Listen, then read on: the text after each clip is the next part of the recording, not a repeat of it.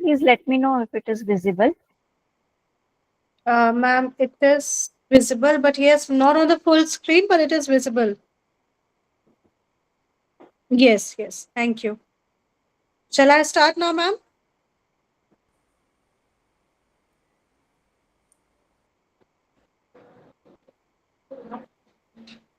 Yes, ma'am. Okay, just a second. Yes. So, good morning and welcome to all the participants. And this is the fourth day of our lecture series on mythological paradigms. We are exploring Greek mythology and its relevance in contemporary literature.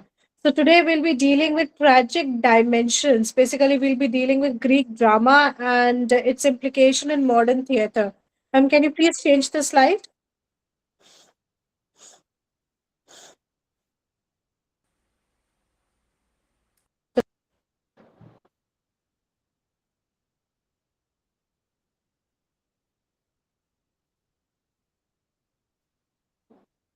Okay.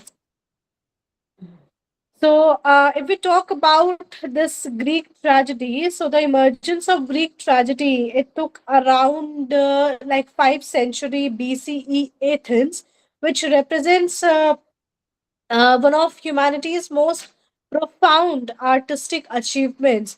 So basically, the Greek tragedy, it took place, like it is born from religious festivals honoring Dionysius, the god of wine and the god of fertility and transformation.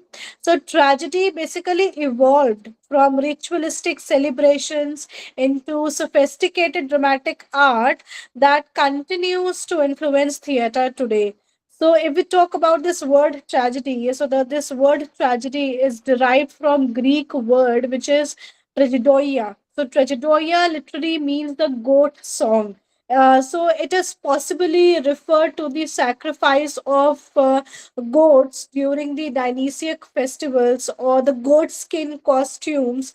Which were worn by early performers. So, what you may say began as choral hymns, it gradually incorporated into individual actors, creating the foundation of like Western dramatic literature. So we have overall three towering figures who have dominated this Greek theater, the Greek drama, and it is known as the golden age of Greek drama. And these three writers were Aeschylus, Sophocles, and Euripides, and each has contributed uniquely. They have contributed unique innovations, and while they have adhered to fundamental tragic principles that has resonated throughout centuries of theatrical tradition. Can you please change the slide? Yes, just a second. Yes, so first we'll talk about the dramatic structure and the principles of Greek tragedy. So, when it comes to physical space, so the Greek tragedies were performed in massive outdoor amphitheaters. I hope everybody is aware of what is amphitheater. So, and most famous amphitheater is the Theater of Dionysus in Athens, which could accommodate around, you may say, 14,000 to 17,000 spectators. And the architectural design, it was designed in a way that it is surrounded by circular orchestra, and it was surrounded by tiered seating known as theatron, and the circular orchestra was basically referred to as the dancing place. And it has a backdrop building. The backdrop building is known as skene, skene, and everything this circular orchestra, the seating, and the skene, the backdrop building, it created an intimate yet monumental experience despite the vast scale. And the performances, they usually occurred during religious festivals, particularly the Great Dionysia festival, where the three tragedians which I have named, they used to compete by presenting tetralogies. So, what was tetralogies? It was three tragedies plus a satire play. So, this competitive religious context, it invested tragedy, you may say, with civic and spiritual significance, making it both entertaining and sacred ritualistic. So that is the importance of this structural elements. Now we talk about fundamental structural elements. Then the very first fundamental structural element was chorus. So chorus is the heart of Greek tragedy. So, what was chorus? It typically consisted of 12 to 15 members, and they used to represent community's voice. So, the chorus basically it has multiple purpose, like it served as narrative exposition and commentary. It also had emotional amplification and response. It also has moral and philosophical reflection. It was also an important bridge between the action and the audience, and it was used to preserve the dramatic unity through continuous presence. So this was the importance of chorus. And then we also have episodes and stasima. So what is episodes and stasima? So Greek tragedies, they used to alternate between episodes, which is dramatic scenes with dialogues. Just a second, participant.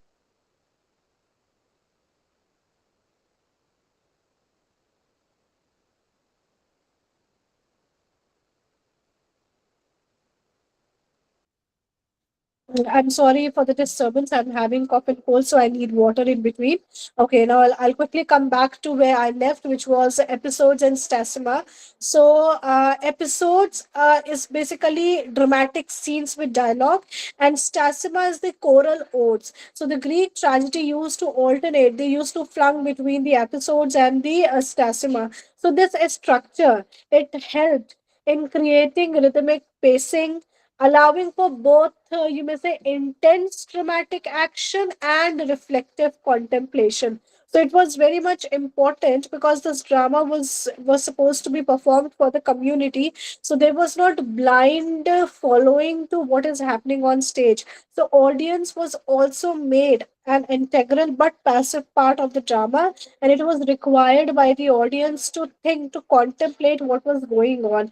So this stasima, it kind of gave a break to the audience to reflect, to contemplate on the actions which were happening on stage. And then obviously we have the famous the three unities, and these three unities it was later codified by Aristotle. And Greek tragedies they generally observed the unity of action, unity of time, unity of place. So unity of action is single coherent plot line.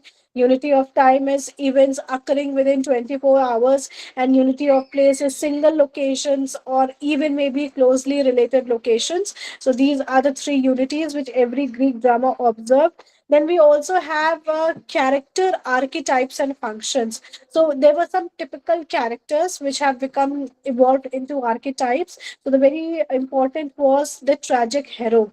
So the central figures of the heroes used to be these central figures of like noble birth or high status, who possess greatness but they are flawed. So their downfall it usually results from hamartia, which is the tragic error or character flaw rather than pure evil. So they were not devilish creature, they were not devilish character, but they are the characters with high moral values, but they had this one tragic flaw which usually resulted in their downfall, which we now known as hamartia. And this hamartia was used to create a kind of sympathy and cathartic experience and response by the audience. And then we also have the another important archetype, which is the antagonist. So antagonist was not necessarily a human figure, but antagonists were also oftenly the fate, the gods, and the circumstances that does not allow the hero to grow, or maybe they mostly contributed in bringing out the tragic flaw, the hamartia of the hero. So these cosmic dimension, like the fate, the gods, and the circumstances, these cosmic dimensions, they elevated the personal conflicts to universal significance. That is why antagonist was very important, because it was not presented as a kind of hindrance, but it was presented as a kind of trial for hero to overcome and come out in its complete glory. And then we also used to have messengers and servants. So these messengers and servants, they were essentially important for reporting off stage action, like particularly violence, because violence was not very prominently shown on stage. So if there was some action which could not be shown on stage but reporting has to be done, so for that purpose messengers and servants were being used. And they were basically used to show some actions which could not be directly shown, but they were narrated with poetic intensity. So for that, messengers and servants were used. And can you please change the slide?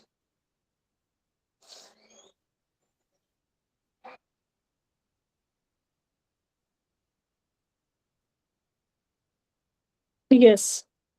Now we have the Aeschylus, the very first tragedian, Aeschylus, and he is often known as the architect of tragic form.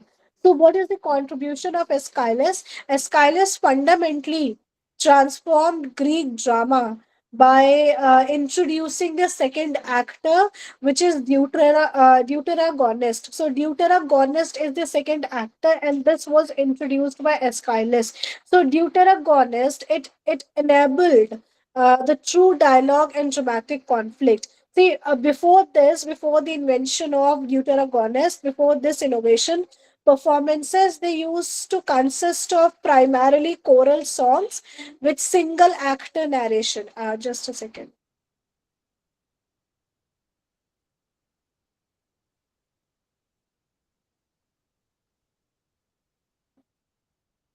Yes. So, I was talking about deuteragonist. So, before deuteragonist, the performances used to consist of primarily choral songs with single actor narration. So, this change, the introduction of deuteragonist, it created the possibility, you may say, for character interaction, for debate, for exploring more human interaction, and in a way, to explore the psychological complexity. So, this Aeschylus's use of deuteragonist, it also, enhanced the spectacular visual effects like elaborate costume masks and machinery, and basically he established tragedy as a total theatrical experience. So, Aeschylus is very important because he has introduced the human touch to the drama, because you have two humans maybe representing some society, some values, interacting with each other. He also has introduced the spectacular visual effects in theater, and he has given us, or you may say he has introduced the wholesome theatrical experience in actually the drama form, in the theater form. And then we have the Orestia, which is the masterpiece of Aeschylus. It talks about cosmic justice. So if we talk about Orestia trilogy, Orestia is basically the name of a trilogy, and the plays which comes under Orestia are Agamemnon, the libation bearers, and Eumenides. So this collection of three play, the trilogy Orestia, it represents the pinnacle of Aeschylean art, and it is the only complete trilogy surviving from Greek antiquity. So, this is something unique about Orestia, because it is the only complete surviving trilogy from Greek theatre, the early Greek theatre. And the work trace the curse of the house of Atreus through three generations. So it basically explored the themes of justice and revenge, the transition from personal vengeance, which is Agamemnon's murder by Clytemnestra, to legal justice by Orestius' trial by Athenian court. So this evolution, it mirrors, you may say, Athens' own development from archaic blood feud culture to democratic legal institutions. So this play, it becomes a very important masterpiece, which represented the transition of this place, Athens also. So Athens it was basically ruled by the bloodthirsty monarchs, and how it later developed into this democratic nation. So Orestia very beautifully captured this essence of Athens. And then we also have themes like divine will versus human agency. So there's a tension between fate and free will, and this tension has premated this trilogy. So characters, they act according to their nature, yet they fulfill divine purposes. So this create profound questions about moral responsibility. So this was one of the unique aspects of the play. Then very significant, it also talks about the gender and power relation, like Clytemnestra usurpation of masculine authority and Athena's role in establishing justice. It very beautifully examines the gender dynamics, not only in human spheres but also in the divine spheres. So this was an important aspect of Orestes, and it's a very important trilogy coming from the Greek tragic form. And then Aeschylus, he employed, if we talk about his style and his technique, he employed grand archaic language with complex metaphors and lot of religious imagery, and his choral odes are particularly elaborate. They feature intricate meter and dense symbolism. So the famous carpet scene, which we have in the first play of Orestes, which is the Agamemnon, there's a famous carpet scene. It demonstrates his psychological subtlety, like Clytemnestra's persuasion of Agamemnon to walk on the carpet, the purple carpet, on purpose. It symbolically represents his moral corruption and impending doom. So such was the techniques and the style which was used by Aeschylus, and it would not be wrong to say that Aeschylus has shaped theatre as we know it now, with its grandeur, with its dramatic elements, with the characters, with the multiplicity of psychological interpretation. So Aeschylus has shaped, and he's rightly called the architect of tragedy form. Ma'am, can you please change the slide?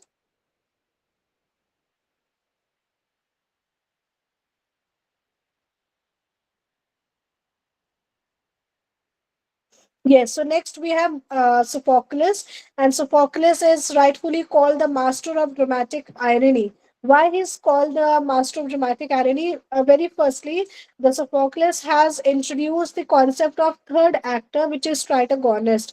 So when Aeschylus has introduced deuteragonist, Sophocles has introduced the third actor, which is tritagonist, and he has kind of allowed more complex character relationships and plot development. So he increased chorus from 12 to 15 members, and he introduced painted scenery, which has enhanced the visual dimension of performance. And more significantly, Sophocles perfected the art of dramatic irony.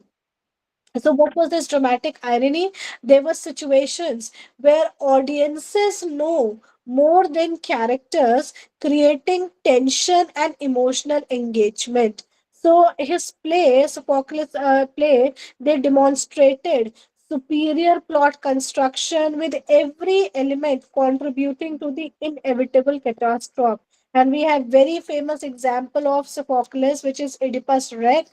And Oedipus Rex could be called the perfect tragedy.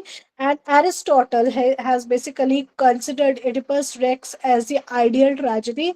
And the modern analysis has also confirmed its structural perfection. So, why this play is very important? Because this play has demonstrated peripecia. Peripecia is the reversal.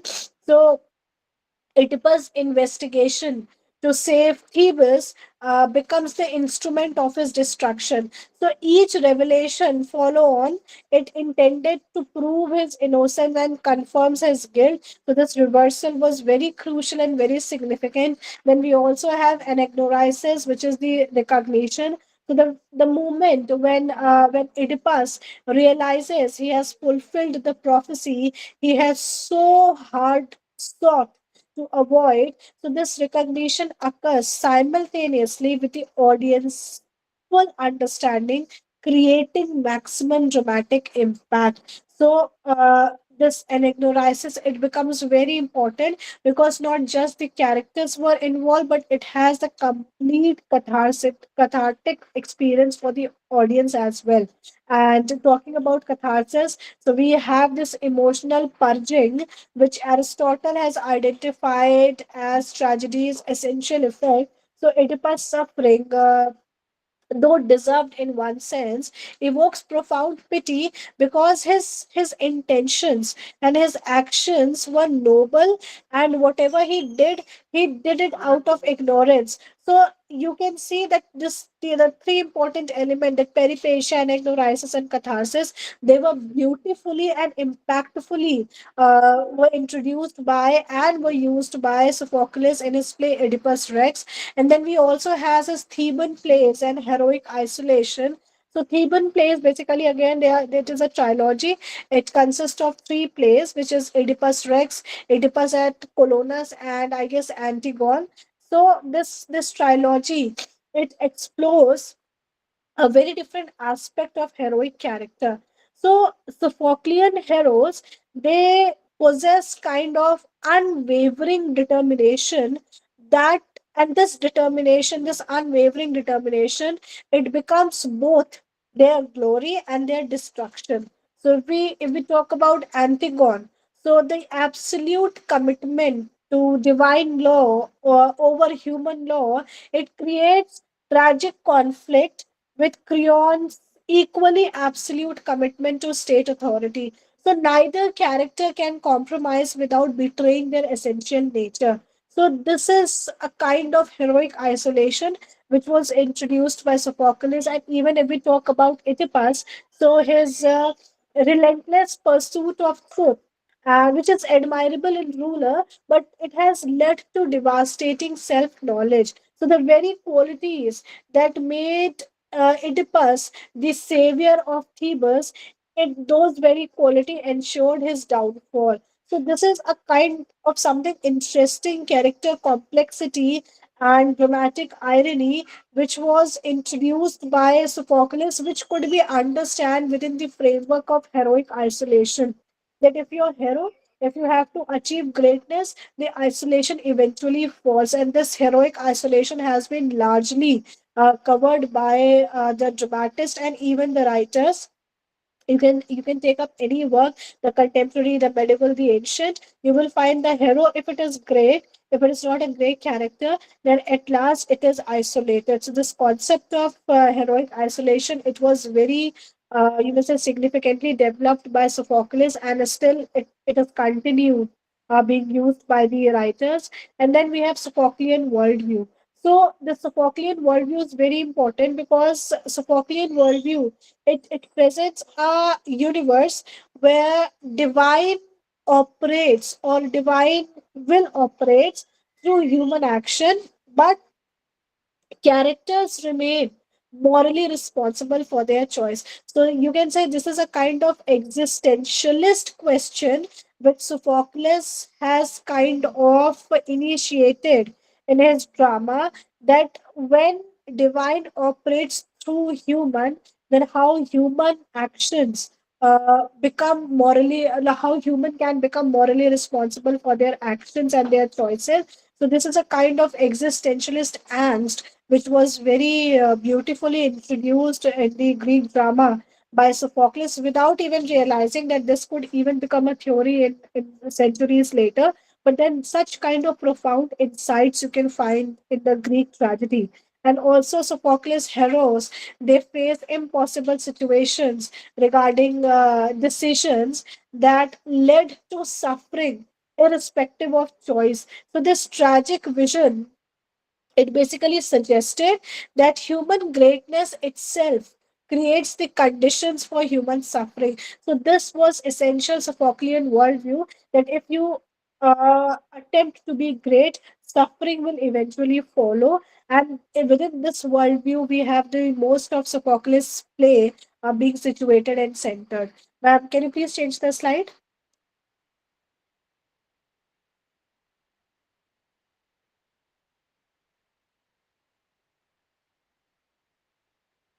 Yes, thank you. And then we have Euripides. I personally like Euripides very much because I am awe inspired by his female characters. But this is my personal choice. Rest of the tragedians are equally important.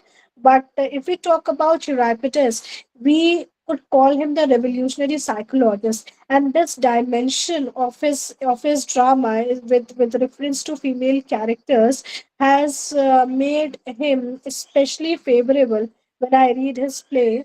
So, Sophocles has this dramatic innovation and controversy. So, Euripides, he is basically, you can call him the youngest of the three great tragedians, and he proved to be the most controversial and modern. So, he challenged the traditional religious and social values, and he has challenged the hierarchical, the patriarchal gender roles even, and which has earned him criticism from contemporaries like Aristophanes. But his revolution, his challenge, has continued to influence the dramas even more than his predecessors. So his innovations, they basically they were realistic study, psychological study of the characters, and he had this skeptical treatment of gods and traditional myths. He has largely focused on women and marginalized figures, and he has also very significantly given the political and the social commentaries, and he has beautifully experimented with dramatical structures. So he has incorporated all the elements which makes him stand out from rest of the tragedians of his times, and even makes him stand out from the entire history of you may say English tragedy. So he has a very you may say unique contribution to Greek tragedy, because his contributions are very modern in their sense that they even bear impact today. And now I talked about that his female agency, his treatment of female agency, and he has particularly, you may say, used female agency to represent this psychological realism, which was very unique in the Euripides' play. And we have to remember, we are considering this time when the tragedies and the dramas they just began. So this was very unique for Euripides to you may say consider and write beautifully about such important aspects. And my very favorite character of Euripides is media, and media basically it represents. It would not be wrong to say that media represents Euripides' masterpiece of psychological analysis. So the protagonist, media, she has evolved from wronged wife to infanticidal monster, and which demonstrate a kind of unprecedented and unexpected character development. So media has this internal conflict where she debated with herself before killing her children. So it reveals, you may say, complex motivation, mixing love, revenge, and pride. And Euripides has presented her uh, reasoning process, making her actions comprehensible, if not justifiable. So he has nowhere justified media's killing of our children, but he has kind of given a comprehensive understanding of our actions to which many can and cannot relate. But this is a very unique comment on you may say characters action, where the mother is killing a child, and the writer is giving a justification, a comprehensible understanding, not justification. Justification would be the wrong word, because Euripides has nowhere justified killing of media's children, but he has given a comprehensible understanding of media's action. So this is important because she is a woman, she is marginalized, she is wronged, she is a mother, and then when she becomes a murderer, then a writer is offering a comprehensible understanding. So this, coming from the early forms of tragedies and drama, makes itself very unique and interesting. And this play media, it also critiques ancient gender roles and xenophobia. So these these concerns, the gender roles, the xenophobia, these are very modern concerns. And you can see that these were already taken up by Euripides many centuries back. So, media's status as foreign woman makes her doubly vulnerable, and explaining, and which in a way it explains her extreme response to her husband Jason's betrayal. And then the play has a very unique ending with Media. When she murders her children, she does not suffer punishment. In fact, she escapes in a dragon drawn chariot, which challenges the conventional system of justice. So the gods apparently, the question arises, has the god apparently supported the murderers, and it has questioned the moral traditional categories of right and wrong, and the role of a woman, the role of a woman as a mother, the role of a woman as a wife. So Media, if you've not read, you should read this play, Media. It's a very unique play, and which has raised some of the most pertinent questions of modern times: the xenophobia, the marginalized women, the conflict of immigration, and obviously the identity of women when she becomes a wife, when she becomes a mother, how her identity is lost and to what extreme she can go in order to reclaim her identity. So it has one of the beautiful themes and contemporary issues which is being covered in this play. Then Euripides has also wrote Bacchian. So Bacchian is basically, it talks about religion and rationality. So this was Euripides' final play, which explores the conflict between, you must say, rational civilization and irrational religious experience. So there's this character Pentheus in this play, which represents order and reason, and it also has Dionysius featuring as a character. And Dionysus, it embodies ecstatic religious experience and natural force. So this tragedy, it basically suggests that denial of the divine leads, the divine signs, could lead to destruction, but acceptance could equally be devastating. So Euripides has very uniquely presented religion as necessary but also dangerous. So this aspect of religion, we can find it very much pertinent in present times, that religion, you cannot do away with religion, but religion has evolved into a very dangerous potential tool. So religion as necessity and as danger as a threat, it's a very unique and interesting, you may say, theme of the play, which was covered by Achilles, and Achilles at the which was covered by Euripides. And Euripides at this time, he has challenged both the atheistic rationalism and unquestioning faith. So the struggle which we still face with rationality, with God, with superstition, with science, with humanities, all these things have very significantly been covered by Euripides in his play. So Euripides, if we talk about his overall contribution or kind of his legacy, so Euripides, psychological realism, his social criticism, and his complex, flawed, marginalized character, especially women, they they have established the ground for modern drama, and they have questioned the traditional values which were influenced by Renaissance tragedy and which are still very much challenged in contemporary theater. So his focus on internal conflict rather than external fate marks a crucial development towards modern psychological drama. So it would not be wrong to call Euripides the revolutionary psychologist when it comes to drama and theater. Ma'am, can you please change the slide? Yes, thank you.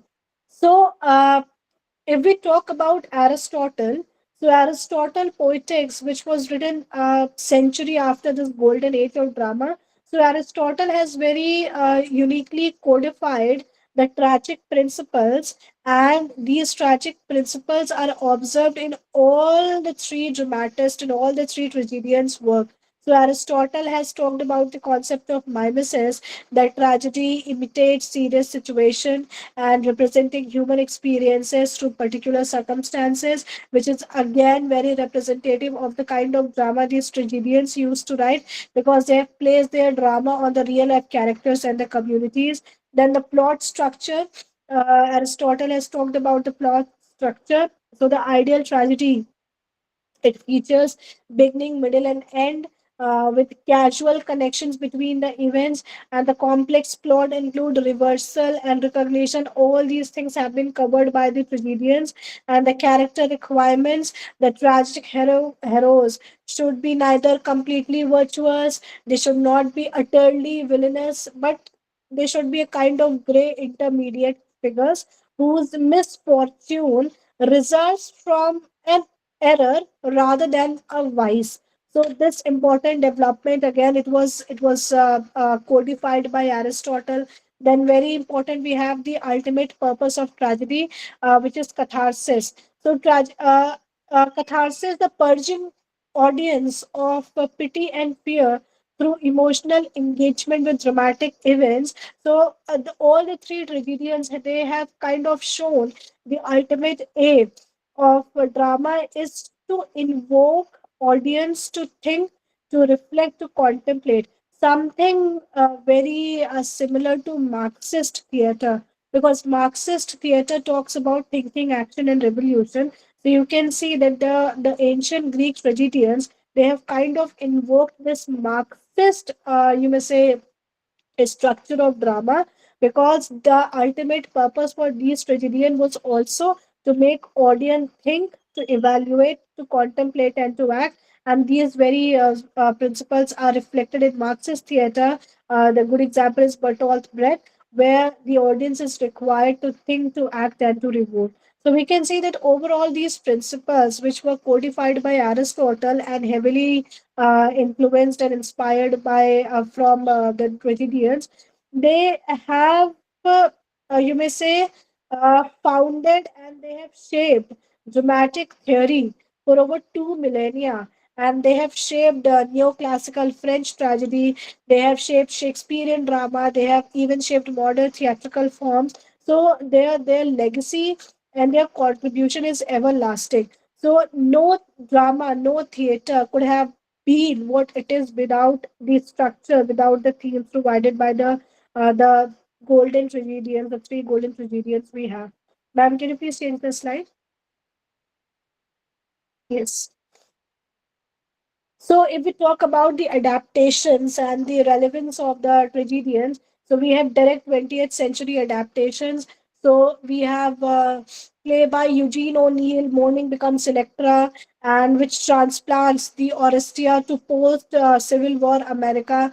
Then we have this play by Jean Anouilh, which is Antigone, which updates Sophocles for Nazi-occupied France. So these adaptations, it has these they have, you may say, demonstrated myths continuing relevance even to modern day crisis. And then if we talk about contemporary interpretations, so we have Tony Kushner's play Angels, which is placed in America, which employs tragic structure for AIDS era America. And we have Sarah Kane's plays which echo Greek tragic intensity and cosmic despair. So we have these direct adaptations and interpretations. Now we talk about structural influence. So there are some techniques of Greek tragedians which are uniquely employed in the contemporary drama. For example, ensemble acting. So the Greek chorus, it has evolved into ensemble companies and community characters in modern plays. So you have some side minor characters which are used for commentary, which are used to show the actions which cannot be directly shown on stage.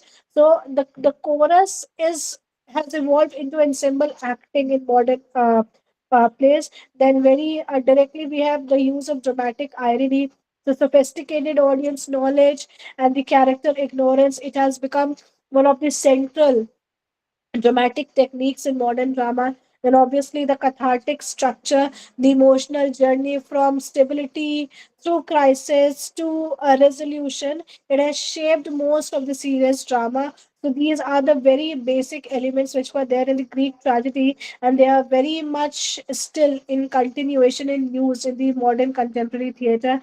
Then, we also have thematic continuity. Like we talk about the themes of individual and society, fate versus free will, power and corruption. So these themes, which were very prominently featured in Greek drama, are used in contemporary theater as well. And majorly they largely the dramas are based on one of the three themes only. So it has a kind of thematic continuity also. Now we talk about psychological depth. So psychological realism has become a new favorite with the dramatist, with the contemporary dramatist. You may have any theme, any social, psychological, political, economical theme, but psychological realism would be a part of these dramas. So you can see that this is how the fundamental elements of Greek theater, of the Greek drama, they still are largely and heavily used by the contemporary theater. And it would not be wrong to say that the modern contemporary theater, it still relies heavily on the Greek tragedies, from the character to the structure to the themes to the analysis to the reflection. It has largely it has based its structure on the Greek tragedies. If we now if Lan, can you change the slide please? Yes. So to conclude, if I talk about the Greek tragedy's enduring power, so you may say there lies in Greek tragedy where there's very unique synthesis of individual psychology and universal themes. So you have realistic character, you have cosmic significance, you have spiritual experience. So all the three great tragedians which we have covered today, they have created a kind of dramatic form that continue to provide framework to explore modern fundamental experiences. For example, the nature of justice, the limits of knowledge, the price of greatness, the meaning of suffering. All these issues which are dealt by Greek tragedians, they are still used by the contemporary theaters, the contemporary dramatists, and it has created a very unique blend of spiritual, human, and the divine. And their achievements, the achievements of you may say the golden tragedians, it transcends historical period. It has become very relevant even nowadays because it addresses permanent aspects of human conditions. So in our contemporary movement of social upheaval and moral uncertainty, so the Greek tragedy's exploration of character under extreme pressure and its questioning of absolute truth, it has remained profoundly relevant in modern times. So we can very rightly say that legacy of Aeschylus, of Sophocles, and Euripides, it reminds us that great art transforms specific cultural movements into universal human documents.